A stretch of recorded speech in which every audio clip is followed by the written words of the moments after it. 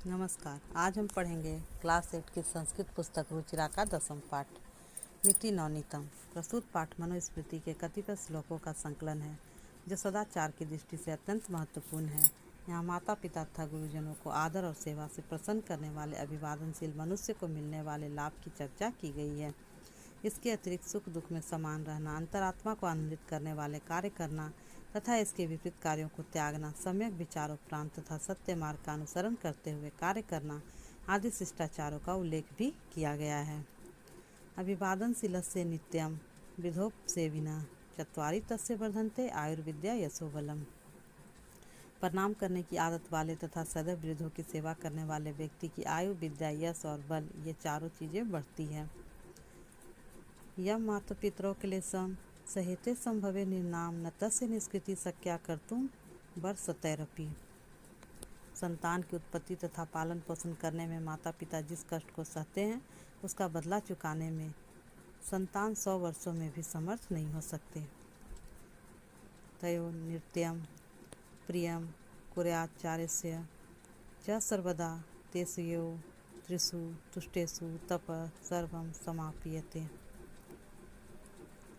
माता पिता का और आचार्य का सदा सम्मान करना चाहिए, अर्थात माता पिता और आचार्य सदा प्रतिदिन संतानों द्वारा प्रिय होना चाहिए।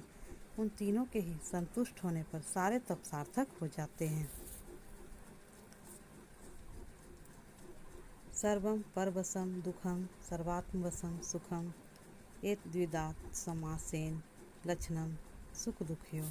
दूसरों के वश में सारा दुख होता है और अपने वश में सब कुछ सुख होता है। इसे ही संक्षेप में सुख और दुख का लक्षण जानना चाहिए। कहने का तात्पर्य है कि जब हम परतंत्र होते हैं तो दुखी होते हैं और जब हम स्वतंत्र होते हैं तो सुखी होते हैं।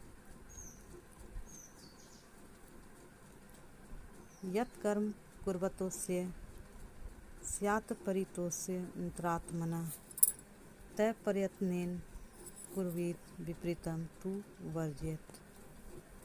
जिस काम को करते हुए अपनी आत्मा को संतुष्टि हो उस काम को प्रयत्न पूर्वक करना चाहिए।